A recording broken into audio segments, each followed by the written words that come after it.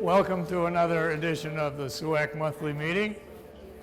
This is a kind of a repeat performance of the most popular program we had last year. It was in July that we had this basic program. We've had a few additions to the plant list here, and last year we had a tremendous number of plants too that went out. So all those plants that you see in the back, with very few exceptions, will be highlighted here this evening. So if you want to, take notes. The interesting thing is that summer, while it's a very difficult time to grow vegetables, what we normally perceive of as vegetables, because of the heat and humidity, there are so many possibilities if you're willing to expand your repertoire of plants that you use. If you're willing to go from annual plants, which most of our vegetables are annual plants, to including perennial plants, which come back every year. And the advantage of perennial plants, of course, is a lot less labor input. Once you plant them, you may have them for many years, depending on the species.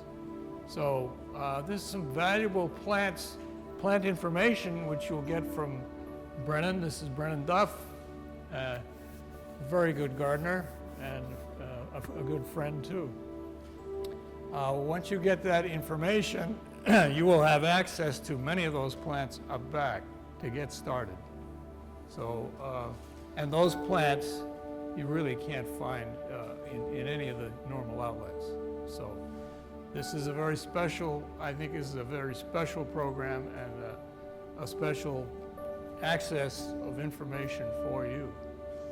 So let's get started. All right, we'll start with a couple of easy plants that are annual vegetables which you can grow in the summertime here. And we'll start with eggplant. So all of you know eggplant, and it came from China or India, in that region in Asia.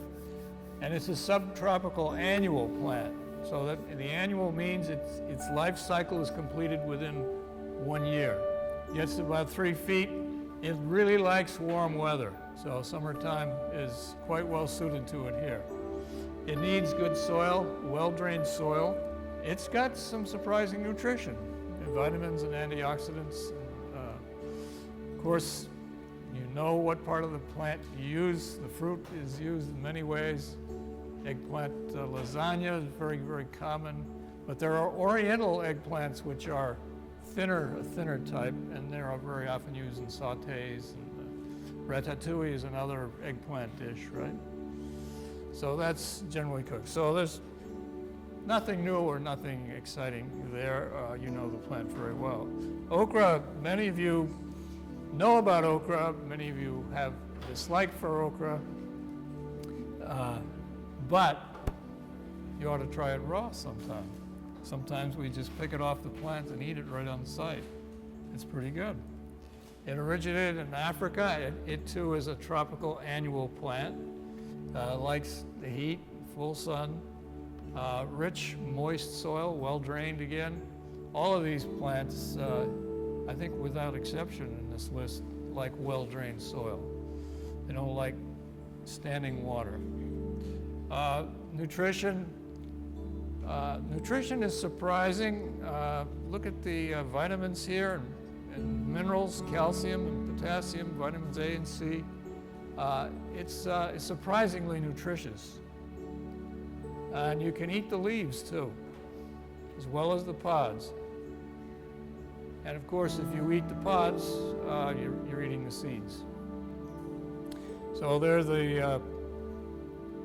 the uses, stews, gumbo, oil medicine, and it has a quality which a lot of people don't like. It's mucilaginous or viscous, a little bit slimy. But depending on how you prepare it, if you eat it raw, it's not slimy at all. If you cook it a lot, it's very slimy. So give okra another look. I want to add something about okra. You kind of got to chuck it every day, because if it gets a little too big, it gets really fibrous and hard, and it's like you won't want to eat it. Also, if you want to save some seeds, just let a few pods go. Just let them go and go and go. They'll get really hard, then they'll get brown, they'll start to crack open, and you can save the seeds. Before I start some other ones, I want to share a little personal note.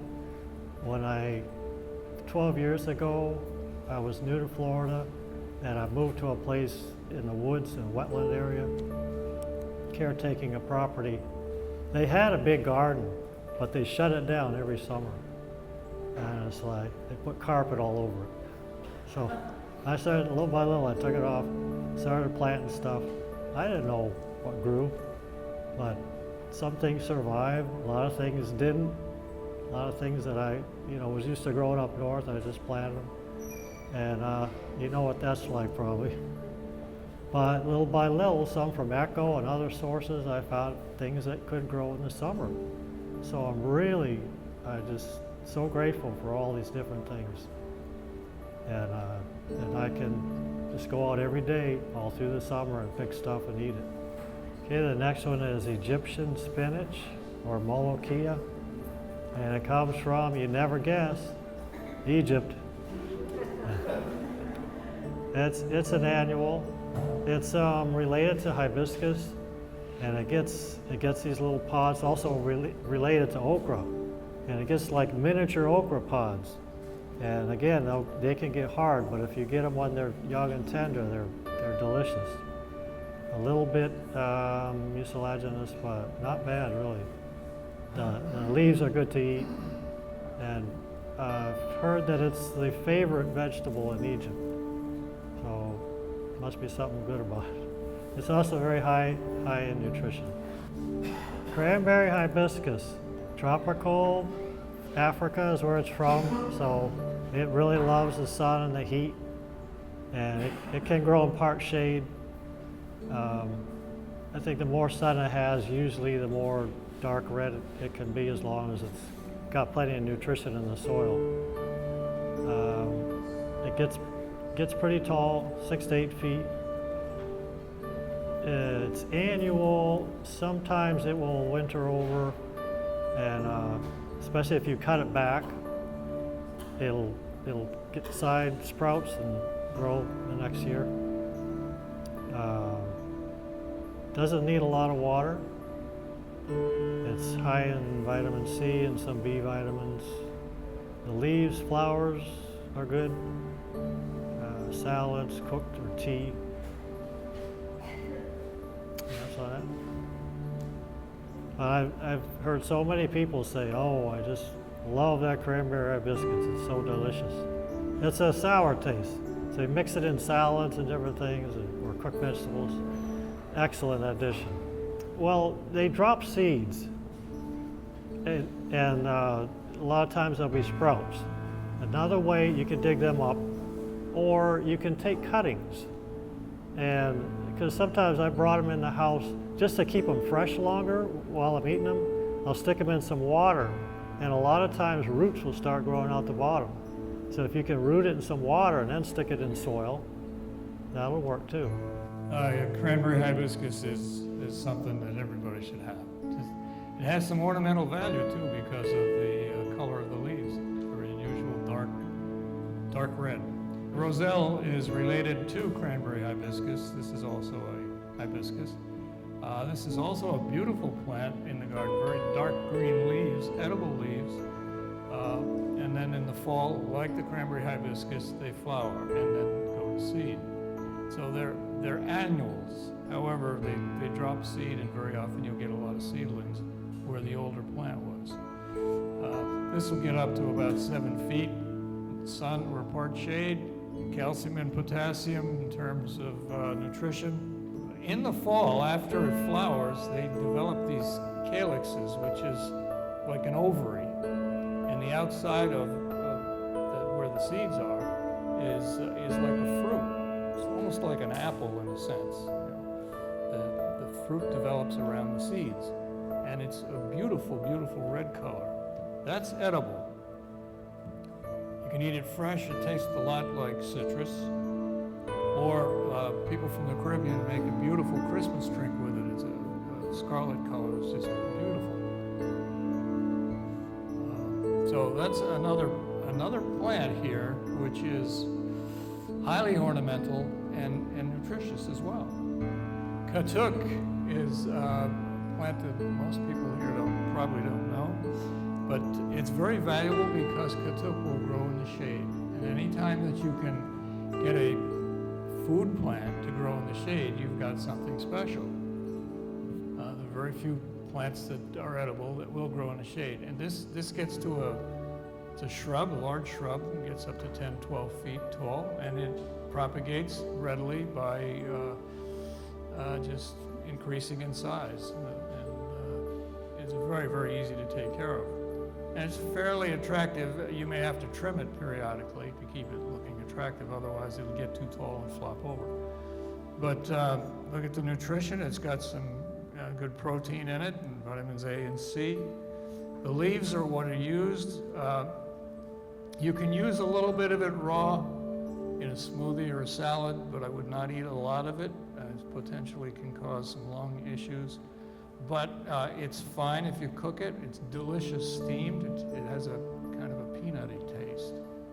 So it's well worth growing and so easy to grow. Unbelievably easy to grow. You take cuttings of katuk about 2 feet high, so that there's a good stiff, stem, and take some of the lower leaves off and just stick it right in the ground. Give it some water. They like a lot of water, and it'll grow. But do it in the summer, don't do it in the winter. They tend to drop their leaves in the winter, at least some, and die back a little bit. So it's a good idea to cut them to say 3 feet, give or take. And then in the spring, they just come out like really lush growth. Another thing that's nice about katuk, you cut one of those stems and just strip the leaves right off. It's like so convenient. Okay, chaya is a really tough plant. It comes from Mexico, Central America. It takes a lot of heat and very dry conditions. It's very tough, very durable, and it's pretty attractive. It makes really a small tree. I've seen some big ones down in Homestead that were about 15 feet high. But you don't have to let shrubs grow that large, particularly if you're going to eat them regularly. You just keep trimming them and keep them the size that you want. So it likes full sun. It'll take practically any soil, and it'll survive very fine in very dry, sandy soil. Very high in nutrients. The leaves are the part that you use. The leaves have cyanide in them. It's not a problem if you cook. You do not eat this plant raw. But the cyanide is driven off as a gas if you cook it for 5 minutes. I planted this plant and I didn't use it for 2 years because I was concerned about the cyanide. I finally broke down and started to use it, and it's no problem at all. As a matter of fact, you can drink the pot liquid after you cook the plants. So it's no problem whatsoever. So this is extremely nutritious. It's great even just for survival food if you don't want to eat it on a regular basis. But it's used very regularly in Mexico and Central America. Pigeon pea is used all throughout the Caribbean. This is a very interesting plant. It originates in India. It lasts 3 or 4 years in the garden. So I would call it a semi-perennial. And it gets woody. It gets to be a shrub and get about 7 or 8 feet tall. It grows very readily. It has very beautiful flowers on it. And then it produces a crop of peas or beans. So it's a leguminous plant, which means it's a nitrogen fixer. So it has a special relationship with bacteria that take air and fix nitrogen on the roots of the plant. So it's a service that the bacteria, the special bacteria associated with leguminous plants, does for the leguminous plants, and it's a reciprocal process. So the soil microorganisms provide services, and the plants usually provide services for the microorganisms as well. So if you're going to use it as a nitrogen fixer to help fertilize other plants, say fruit trees nearby, you would periodically cut some of the top of the plant. And when you cut the top of the plant, roots are shed. And those shed roots would provide nitrogen fertilizer to the, say, a mango or a peach or whatever you have nearby. So, very, very interesting plant. And we have some at the Faith House Garden. The flowers are bicolor. They're orangey red and yellow. Very, very pretty. I've seen some that had all yellow flowers. See the uses here? It's also good animal fodder. In other words, it's food for animals. And you can cut it down periodically and use it for mulch too. Edible hibiscus. This can get really tall. Well, it says 12 feet. Mine didn't get that tall. Origin, tropical Pacific. It kind of dies back in the winter. The leaves, they're kind of heart shaped, as you can see in the picture, but they can get like plate size. And they're great, they're thin, they're very mild taste, almost like lettuce, and you can make wraps with them. They're very versatile. They'll grow in sun to part shade, good soil, it's well drained, it's got good nutrition, high in A and C and protein. You use the leaves. You can cook them, use them as a thickener, or just eat them raw. And they're popular in Jamaica and other parts of the Caribbean, and they call it manahot. Okay, Moringa. This place in North Fort Myers called Echo, which probably a lot of you have heard of or been there. That's their #1 plant, and they ship seeds or even plants all over the world. It's originated in India. They use it in India and Africa and other Asian countries for malnutrition, especially with infants and pregnant women. So when they say nutrition superior, absolutely. Very high in iron and a number of other things, calcium. You can eat the leaves. You can eat the roots, so I don't know why you'd want it. It kind of kill the plant. Horseradish. Yeah, it's a horseradish tree. But that flavor is kind of throughout, it's in the leaves. And you can, if you eat a whole lot of it, especially raw, you can get sick of it. That happened to me, and I couldn't eat it for a couple of years. I ate so much just because of the nutrition, that's why I heard. So I don't really like horseradish. So the pods, okay, and there's different varieties of Moringa. Some have slightly bigger leaves, and some have pods about this long. Some have pods this long. So, but when the pods are young, say pencil size and thickness, they're tender. You can cut them up and eat them, cook them like beans, string beans, or asparagus. They're really excellent, really delicious. The seeds, if they're ground up, can be used if you have water, if you're in a situation where you're not sure the water's okay to drink.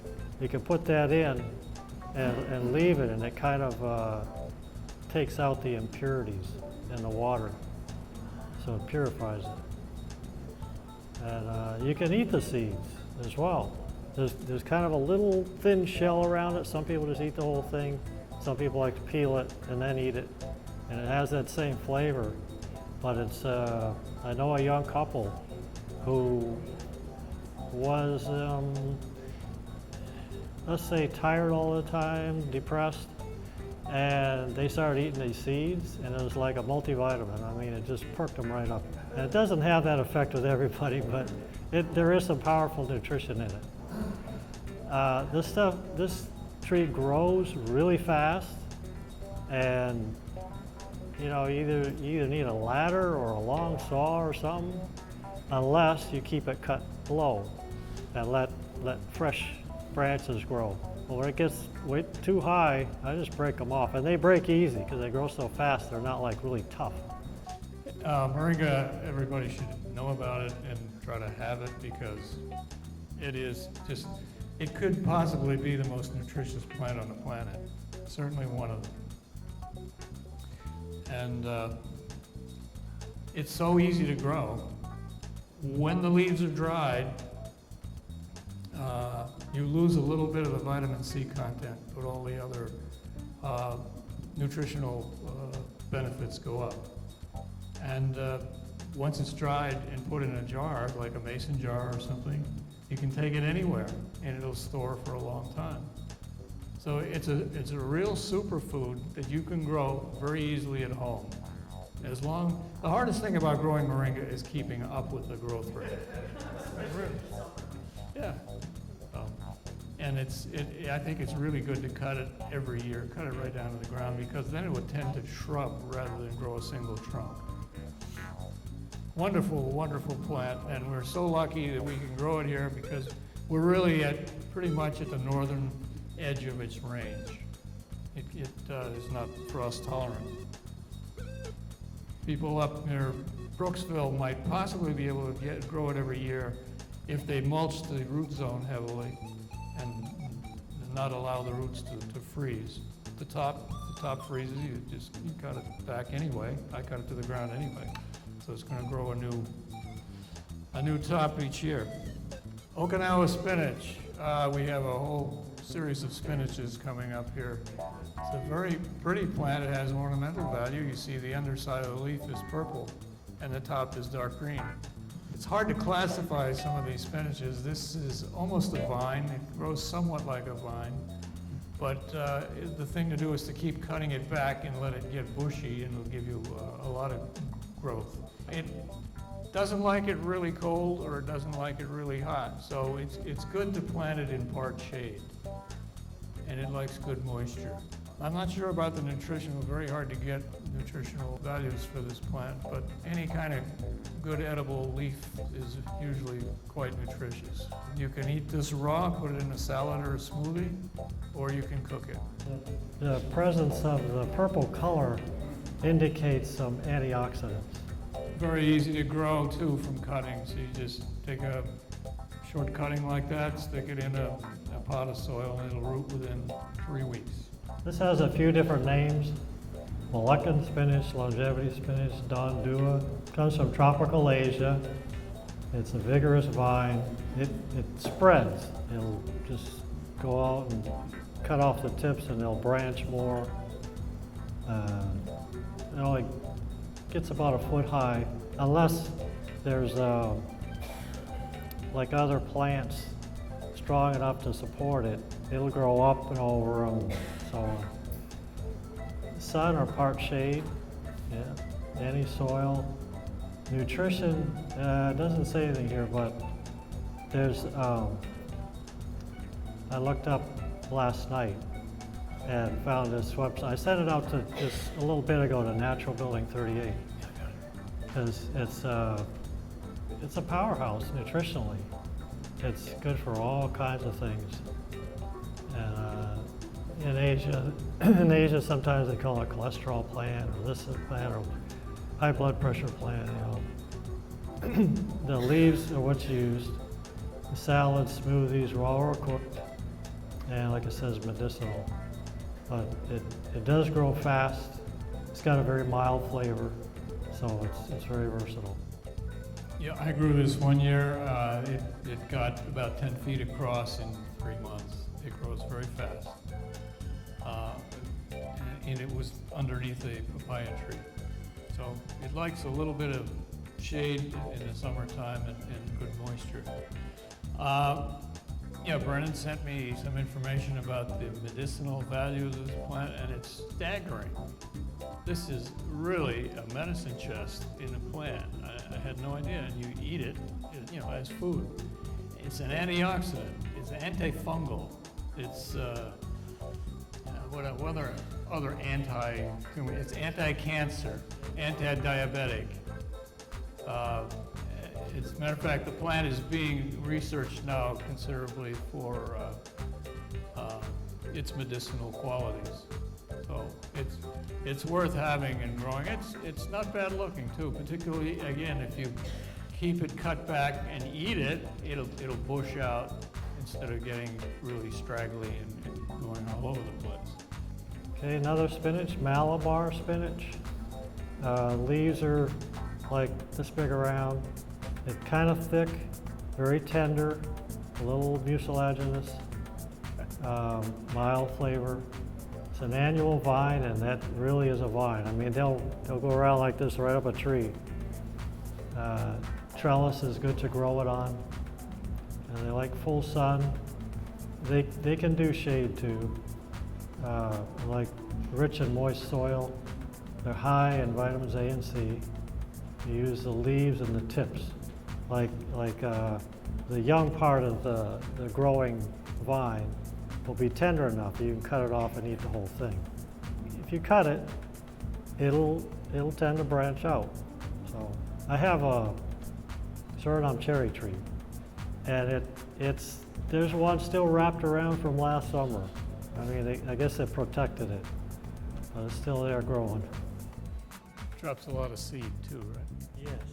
Yeah, it drops a lot of seed after it's finished with its life cycle. It grows for 1 year. Ceylon spinach, wonderful little plant. It's diminutive. It only gets about 2 feet tall. And again, it's a very valuable plant because it gives you food in the shade. And it's wonderful for underplanting fruit trees or other shady sites.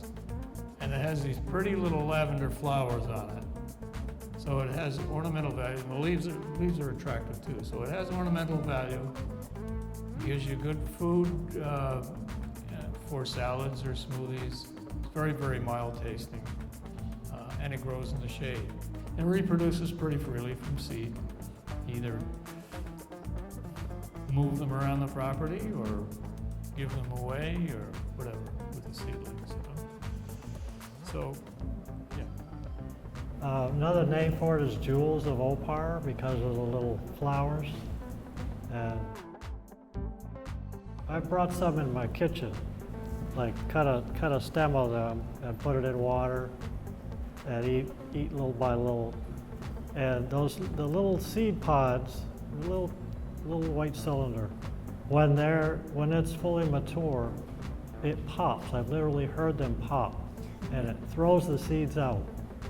And that's why it spreads. I mean, it's almost invasive.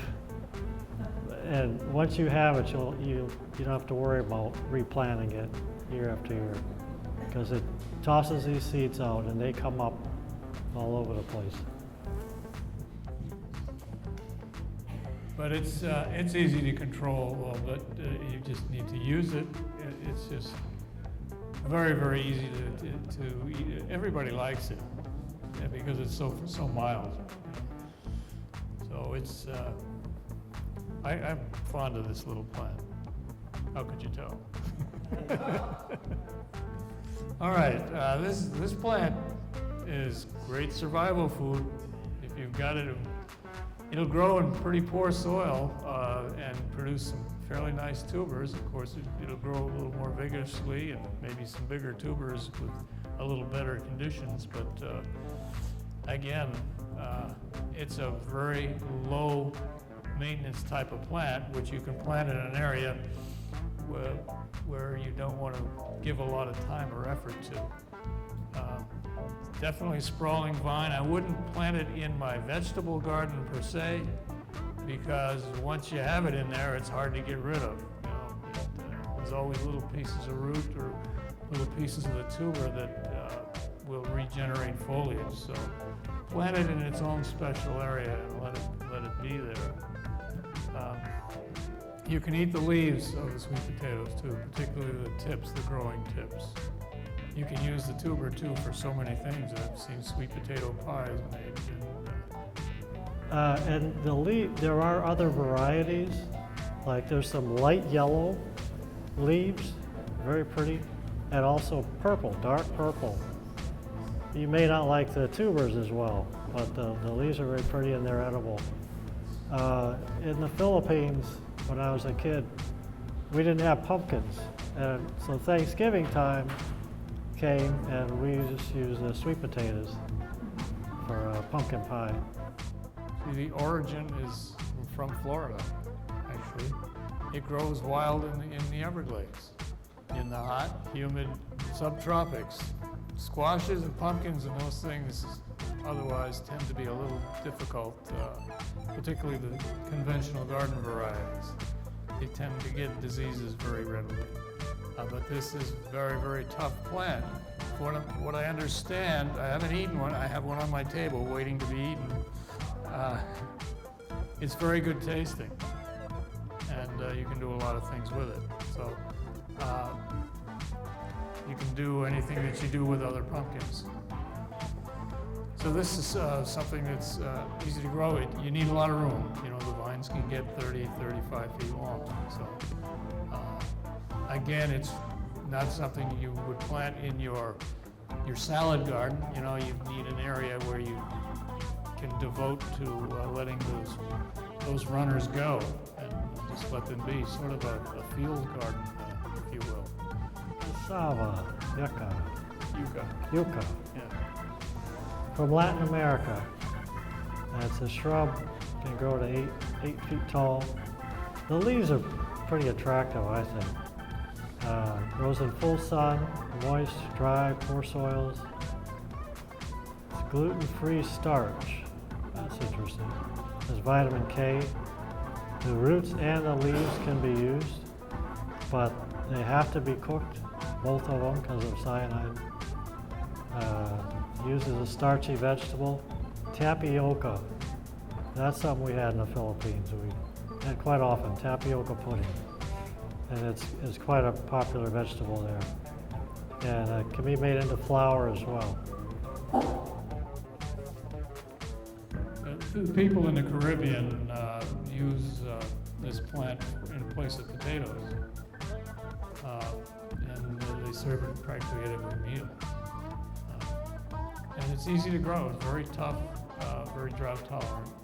And so if you're looking for a starchy, vegetable that'll grow in the summertime through the heat, this would work. Spanish needle. Now we're into some weeds. Edible weeds, the most prolific weed in Florida, probably. And you know it by the little sticky things that get all over your pant legs and socks. Yeah, those are the needles. It's a perennial herb. They eventually die, but they reseed themselves so much that they just keep going and going. Size to 3 feet, although I've seen them taller. Sun or shade, any kind of soil. Really, the sandy soil is no problem. And they have calcium and iron. Some of the older leaves, not so great. The younger leaves, the tips. My favorite part is the flowers and the buds. Can use them raw or cooked to make a tea out of them. They do have some medicinal value. Is it for asthma? I forget.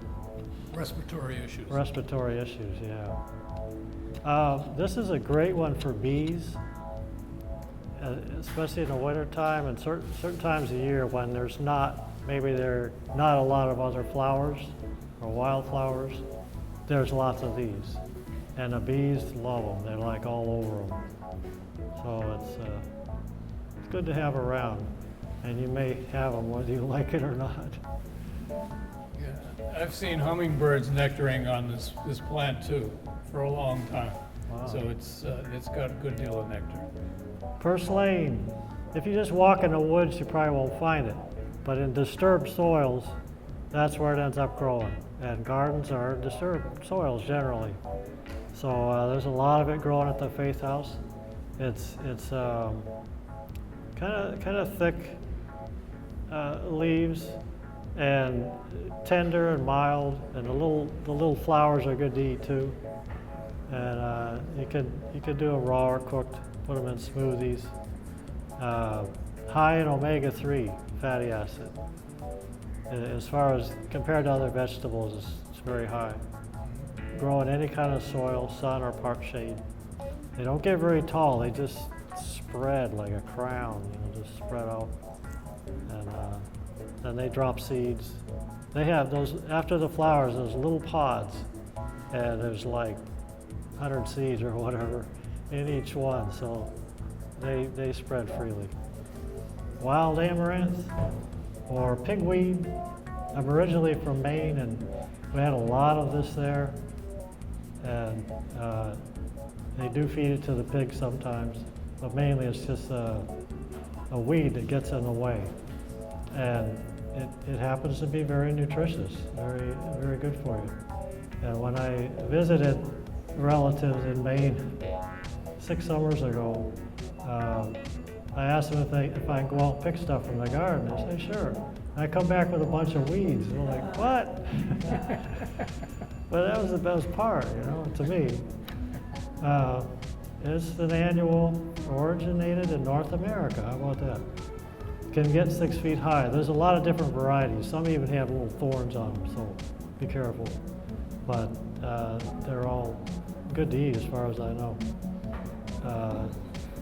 Grows in sun, soil, not fussy, high in protein, fiber, amino acids. Can use the leaves and the seeds, the little seed pods up at the top. Remember, it's amaranth, like the cultivated amaranth, they get really big, huge thing that they get the seeds out of.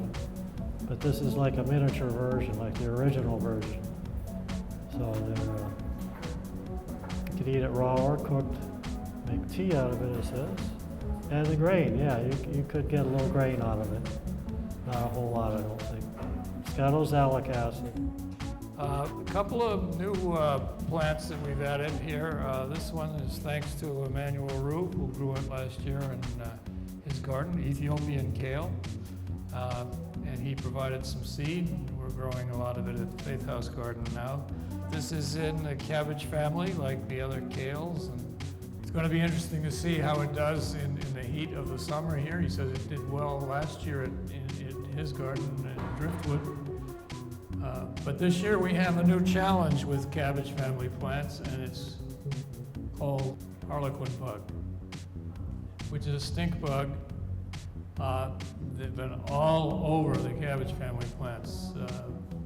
They're black and orange. There's the adults, anyway, have a very interesting pattern. But they are a real problem. I've never seen them before this year.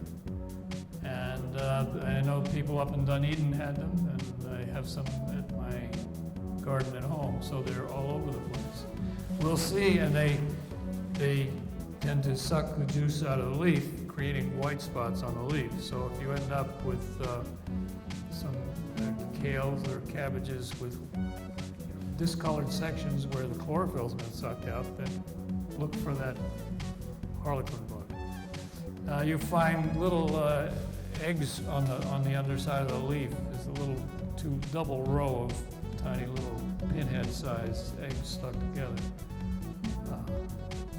Anyway, this could be a valuable plant if we can keep it going through the summer without too much of a pest problem, because it gets a good size. This is Everglades Tomato. I got some seeds last fall and planted them. I didn't know, what kind of tomatoes they got or anything. And they're cluster tomatoes. In the grocery store you get these on-the-vine tomatoes. They're like that except extreme miniatures. They're little tiny, what do they call that size?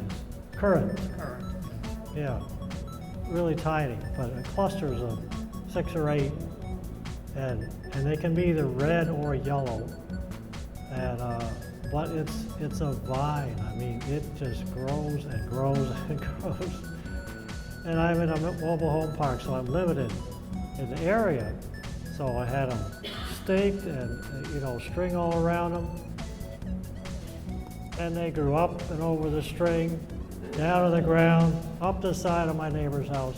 So I had to prune them and prune them. I was like, I don't know if I'll plant that kind again. But they are prolific and they get lots of tomatoes and they can do it right through the summer. From what I've read, I just planted them at my house. I haven't grown them before. But what I read recently is that they are extremely sweet and extremely flavorful, like old-time tomatoes.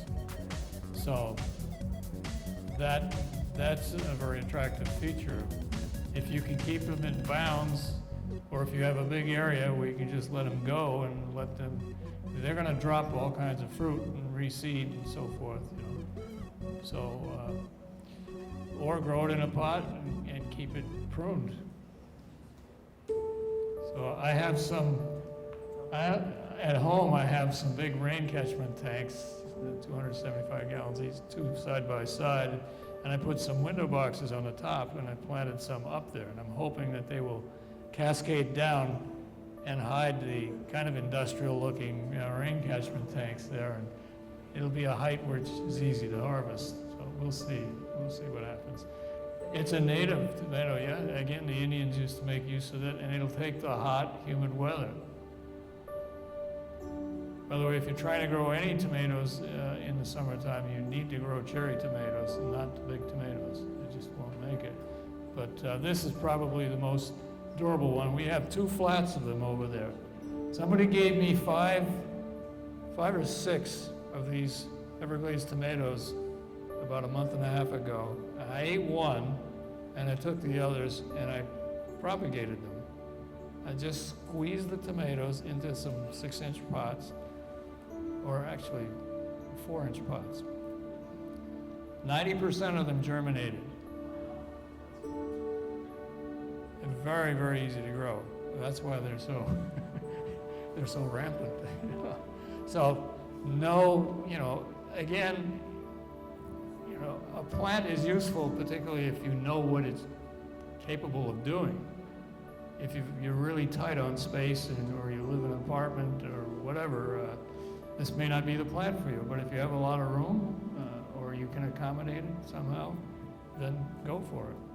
My favorite herb is arugula. It's kind of a peppery flavor, just delicious, but not everybody likes it. But there's a type, and I don't know the exact name of it, but online it usually says it's also called wild arugula.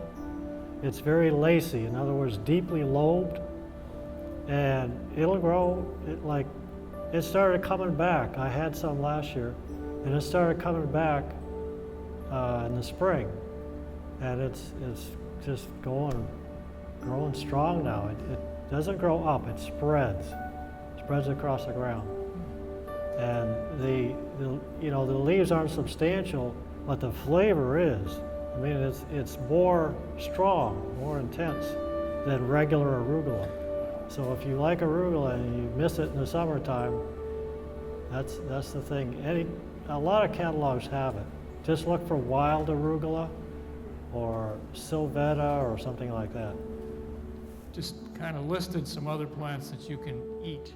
Aloe vera is actually very nutritious food if you eat it. So it's more than just a topical medicinal. Right? So, and people are constantly, it's been used for thousands of years medicinally, but people are constantly exploring the benefits of this plant, and it's always surprising to see. Taro, there are many taros, some with edible leaves, some with edible corms, the bulbs. Bamboos are edible when they first come out of the ground. Canna lilies have edible tubers. Very easy to grow too. Cactus pads and cactus fruits are edible. Take the hot weather. Spiderwort is a native wildflower, very pretty blue flowers, edible leaves, edible flowers. Extremely tough, drought tolerant, indestructible plant. Winged bean is a perennial. I tried some last year, didn't make it but a few months, so I'm going to try again. That's a perennial with edible leaves, edible tubers, and edible beans. So it's worth working with that. Basket vine I haven't tried yet, but that's one that they have at Echo in North Fort Myers that is supposedly edible leaves. The Indians used to use it to make baskets. I found basil, a lot of different varieties, does quite well in the summer. And also hot peppers, not the regular sweet ones. And the hot pepper should be in at least part shade. Where you can get some information. Echo in North Fort Myers is a place you should become familiar with. It's a great place to visit. It's a tropical agriculture research station. They do wonderful work, and they export their technology and their information around the world. So they have a lot of demonstration gardens that you want to go on the website or give them a call and find out on the day that you intend to go just what is open and what is not open. And it's really good to go on an activity day like Farm Day in the spring, usually in March. They have thousands of people attend, but every demonstration area is staffed, and they have seminars going on all day long. It's just a marvelous place to see what is possible in terms of sustainable agriculture, permaculture. Gaia's Guardians has a website. It's our local permaculture group, and there's information on that site. Eat the Weeds, somebody mentioned earlier, great site for finding edible, nutritional weeds. Excellent site. Done by somebody in Florida. Perfect Island, that's like Anna Maria Island. This is put together by a landscape architect, and he does a nice job outlining some of the plants that you can grow in the summertime. And then Perennial Vegetables by Eric Tonsmeyer is just a wonderful book about perennial type of food plants that continue beyond more than one season. And Eric, he lives in Massachusetts, but he is a huge fan of tropical agriculture, and he spends a lot of time at Echo in North Fort Myers and also in Mexico. And I would say that 80 to 90% of the offerings in his book are growable here. And just it's going to be a classic. I just love that as a reference book.